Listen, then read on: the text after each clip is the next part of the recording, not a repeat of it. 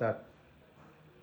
Welcome to my next vlog, guys. Today I'm with Mr. Ravi, and he happens to be a UPSC aspirant. So today I'm going to have a small conversation with him, and we're going to understand what's the difficulties and the problem the UPSC aspirant goes through in this era. Welcome to my show, Ravi ji. Thank you. अभी रवि जी मैं आपसे कुछ चीज़ें जानना चाहूँगा जी जो student north Delhi में और खासकर साउथ दिल्ली में भी हैं, उनके साथ कैसी ऐसी प्रॉब्लम्स आती हैं जब वो तैयारी में आते हैं। मतलब जैसे कि कितने साल एक पर्टिकुलर स्टूडेंट को देना चाहिए इस पर्टिकुलर तैयारी में, यूपीएससी हो या स्टेट पीसीएस हो या एसएससी। जी किसी भी एग्ज़ाम का जब भी नोटिफिकेशन निकलता है उसमें सारा सिलेबस मेंशन होता है। उसमें कोई भी रिक्ति आती है जो पद कितने हैं, उसके नीचे आयु सीमा, उसके नीचे आती हैं कि क्या क्या पढ़ना है, हमें सारा सिलेबस मेंशन होता है जी। उसके हिसाब से या तो आप विगत वर्षों के जो प्रीवियस ईयर क्वेश्चन है वो देख सकते हैं, तो उससे आपकी तैयारी में किसी भी एग्जाम के हो, वो स्टेट पीसीएस हो, यूपीएससी हो, एसएससी हो या रेलवे हो, किसी का भी आप जब प्रीवियस ईयर देखेंगे तो आपको पता चल जाएगा किस प्रकार के प्रश्न आते हैं। तो उसके हिसाब से आप अपनी तैयारी और रणनीति दोनों बना सकते हैं। अच्छा, दूसरा क्वेश्चन है जो हमारे व्यूवर्स के माइंड में काफ़ी आता है कि कौन से ऐसे एस्पिरेंट हैं जिनको इस पर्टिकुलर तैयारी में नहीं पढ़ना चाहिए। मतलब क्या ऐसे डूज और डू नॉट्स होते हैं, क्या ऐसे साइंस होते हैं जिसमें ऐसे बंदे को पता चल जाए कि वो एक लायक यूपीएससी कैटेगरी में भी फॉल नहीं करते, उनको कुछ और फील्ड लेके चलना चाहिए। जी आप उसमें देख सकते हैं कि हम उतना जो एग्ज़ाम का जो भी पैटर्न है उस पर हम फुलफिल कर पा रहे हैं कि नहीं, उतना समय दे पा रहे हैं कि नहीं दे पा रहे हैं, तो हमें किसी और रास्ते पे जाना चाहिए। अदरवाइज अगर दे पा रहे हैं तो आप इसमें प्रयास कर सकते हैं।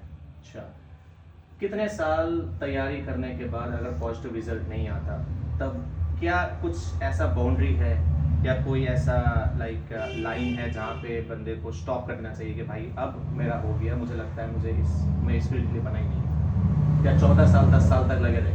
नहीं सर, ये इसमें ये होता है कि जैसे हमारे एग्ज़ाम है, एग्ज़ाम निकलते जा रहे हैं, अगला जैसे प्री निकल गया, मेंस में बैठ रहे हैं, तो एक चक्र हो जाता है। जी। उसमें अगर कुछ नहीं निकलता है तो हम क्विट कर सकते हैं, लेकिन अगर निकलता जाता है तो हम उस चक्र में फिर आगे बढ़ते जाते हैं, फिर अगला नोटिफिकेशन देखते हैं कि कहाँ से हम कम बैक कर रहे हैं, फिर उसको और मजबूत करने के लिए। जी हाँ, तो इसमें ऐसा हम नहीं कह सकते कि साल भर में छोड़ देना चाहिए, चाहे 10 साल में छोड़ देना चाहिए। अच्छा। इसके बीच का रास्ता ये होता है कि आपसे अगर नहीं हो पा रहा है शुरू में, तो शुरू में क्विट कर दीजिए, क्योंकि ये ऐसा एग्जाम है कि जो आपको अपने अंदर फंसाया जाएगा। अच्छा। कभी प्री लेगा, कभी मेंस लेगा, हाँ, कभी इंटरव्यू से आप बाहर होंगे, लेकिन जैसे जैसे आप जहाँ से बाहर होते हैं उस पर और मेहनत करके आप सोचते हैं कि एक बार और प्रयास कर लिया जाए। करेक्ट। तो फिनेंशियली कितना साउंड होना चाहिए? मतलब ऑन एन एवरेज देखा जाए तो यूपीएससी या एसएससी या स्टेट पीसीएस की तैयारी के लिए जो हम लोग जो स्टूडेंट लोग यहाँ पे रूम रेंट पे रहते हैं, फूडिंग ले लीजिए या किताब का खर्चा ले लीजिए, ऑन एन एवरेज कितना खर्चा लग जाता होगा पर मंथ?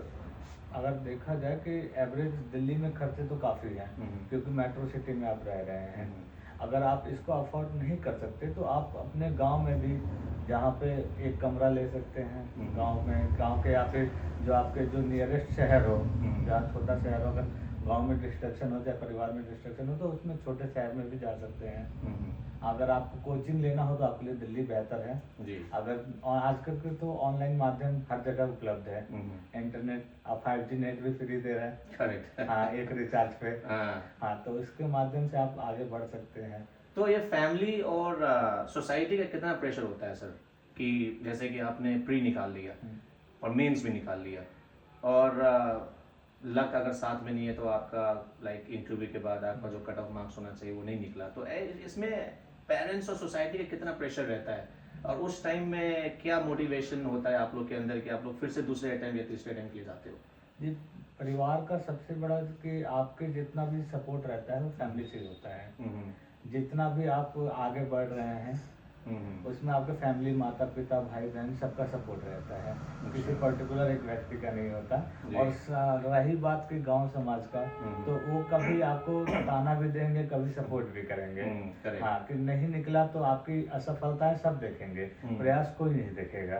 करेक्ट। हाँ, तो किस एज से अगर कोई किसी को यूपीएससी या स्टेट पीसीएस क्रैक करना है तो सही एज क्या है, किस मोमेंट से तैयारी शुरू हो जानी चाहिए, या आप बोल रहे हो कि नहीं ग्रेजुएशन के बाद ही आप इस चीज़ की तैयारी कर सकते हो? पहले आप अपना एकेडमिक सही रखिए, हाँ। जितना भी एकेडमिक है एकेडमिक की पढ़ाई आप अच्छे से कीजिए। अच्छा। हाँ, उसके बीच में अगर आपको समय निकलता है तो जनरल स्टडी आप पढ़ सकते हैं।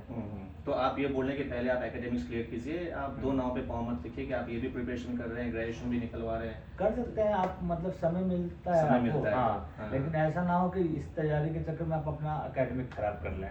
Correct. So guys, I had a small conversation with Mr. Ravi, and what I heaved in the entire conversation is that at times there are pressure of the society, there are pressure of the family members as well. And it is my request to all those head of the family that even if your son or daughter is not able to qualify the examination, you need to support them throughout this period, because this is one of the toughest nut to crack.